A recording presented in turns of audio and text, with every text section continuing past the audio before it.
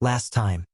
Trapped in an endless forest that fed on fear, Priya was forced into an impossible choice: sacrifice a friend or lose everyone, including herself. She pushed, the axe fell, and in the chaos of that moment, she couldn't tell anymore whether the friend she just killed was real, or whether the trap had only just begun. Priya woke to gentle hands at her side. Owen was holding her steady. Devon stroked her hair back from her face, both of them looking at her with open relief. She opened her mouth to speak, and then Mira walked in, carrying a bowl of soup, completely unharmed. Priya wrenched her hand free and scrambled backward.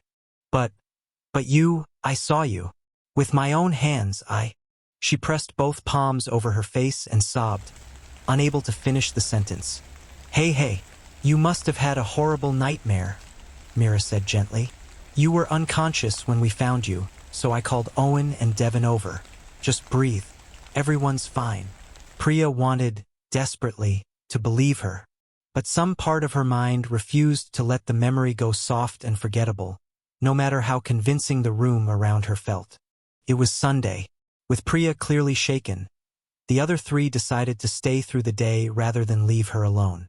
They ordered her favorite food, kept the mood light, tried to talk her back into normalcy. By nightfall, exhausted from the effort of pretending things were fine, all four of them fell asleep without noticing. Owen woke first, disoriented by a distant drumbeat, and shook Devon awake beside him. They weren't in Priya's apartment anymore. They were deep in a forest, watching a distant tribal gathering lit by firelight, the same impossible place Priya had described. Devon still half believed he was dreaming. Owen wasn't so sure. The cold, the smell of damp earth, the insects droning through the dark. It all felt too specific to be imagination. Something pulled them forward, step by step, toward the fire. Not quite a compulsion, more like their bodies had simply stopped waiting for permission. At the edge of the circle, Devon froze. Priya and Mira were both sitting among the tribal figures, expressionless, waiting. He tried to call out to Mira.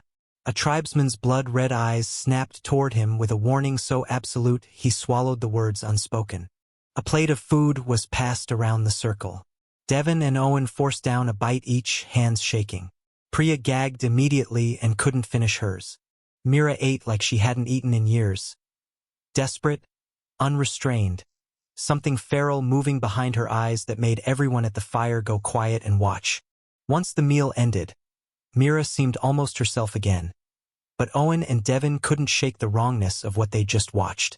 Before either of them could speak, the tribespeople turned on each other without warning, axes rising and falling in a sudden, brutal riot. Panic broke the circle apart. Devon bolted for the nearest shelter, a half-collapsed hut, and threw himself inside, heart slamming. Moments later, sounds began outside the walls. Wet, tearing sounds, something feeding, low growls threading through the dark like an animal too large for the forest around it. Devon pressed himself into the corner, eyes shut, sweat running cold down his back, until a hand landed on his shoulder. He nearly screamed before he recognized Priya crouched beside him. "How did you get here?" "Sure. Someone's out there," he whispered. "What are you talking about? There's nothing out there, Devon. You're in your own room. How would an animal even get in here?" He opened his eyes. He was impossibly back in his bedroom. "Devon, Mira, and Owen are both missing. And you're telling me you were in the forest too? How is that possible?" "They were both there with us," Devon said slowly. "Actually, I saw exactly the same forest 2 nights ago. Something's happening to all of us. I don't know what's real and what isn't anymore. How am I supposed to trust my own eyes?" Priya told him everything. The loop, the voice, the demand for sacrifice, the friend she thought she'd killed with her own hands. Devon told her his side in return. The two of them sat in silence for a long moment before he finally said what they were both thinking. "Priya, I think this is about that book. Something is stripping away our ability to think clearly, blurring the line between what's real and what isn't. This is a trap, and it's baiting us every single time. We came back to the room and Mira and Owen didn't," Priya said. "What if it already?" No, Devin cut in.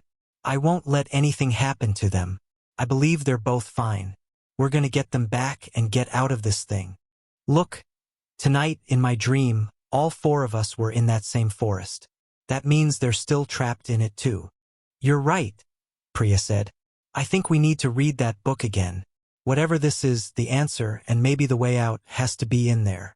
They moved fast toward the room where the book waited. The moment they opened the door, both of them found themselves standing back in the forest. No, not again, Priya said, panic rising as she scanned the trees. A rustle sounded behind a dense trunk, like someone crouched and waiting. She ran toward it, and a tribesman dropped from the branches onto her, knocking her flat with the shock of it. Terrified, she scrambled back and spotted Mira crouched behind another tree, face hidden behind a curtain of hair. Mira? Is that you? Why are you sitting here?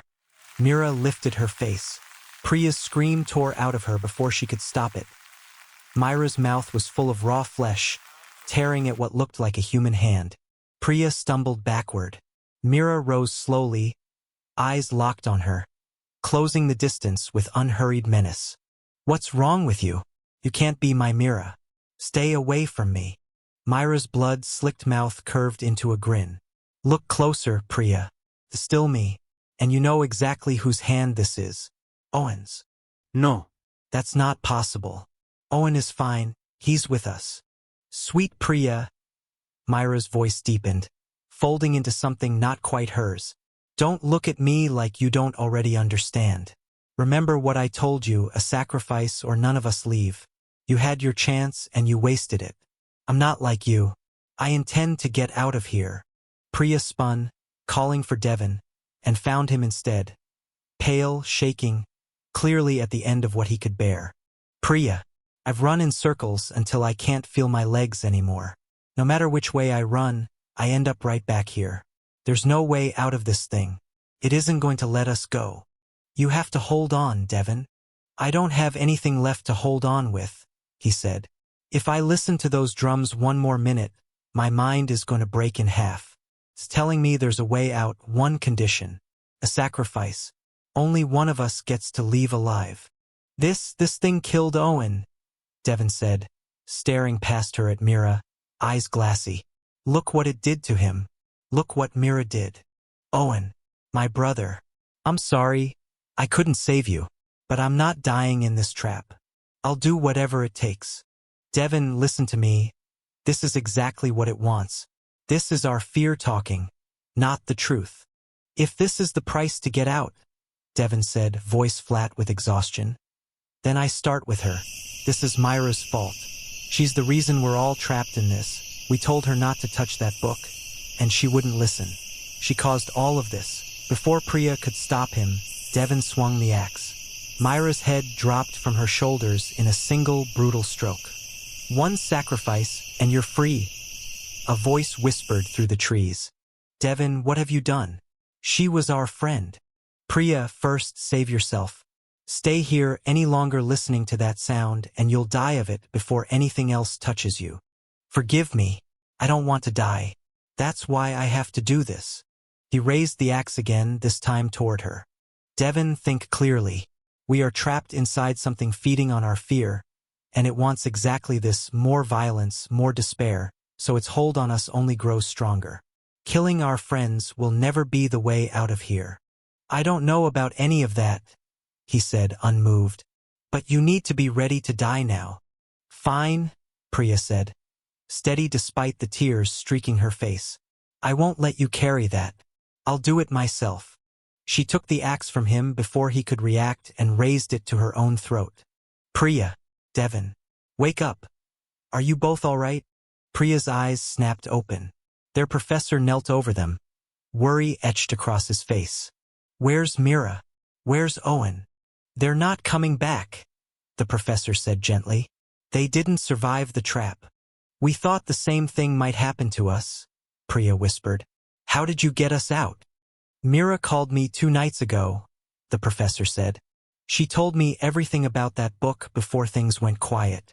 When I came by today to see her and take a look at it myself, the door was bolted from the inside. No one answered no matter how long I knocked. I broke in with a neighbor's help and found the apartment completely empty. All four of you gone. I knew immediately it had to be connected to that text. I opened it myself and began reading a counter-incantation, trying to weaken whatever hold it had. After a while, I opened my eyes and found the two of you unconscious on the floor. The professor's timing had saved them both, but neither Priya nor Devon ever fully recovered from what they'd lost. They abandoned their research entirely and returned to their families, unable to look at the work that had once defined them. The professor kept the book locked in his own private collection, and everyone who'd survived the ordeal did everything they could to forget it had ever happened. 8 years passed.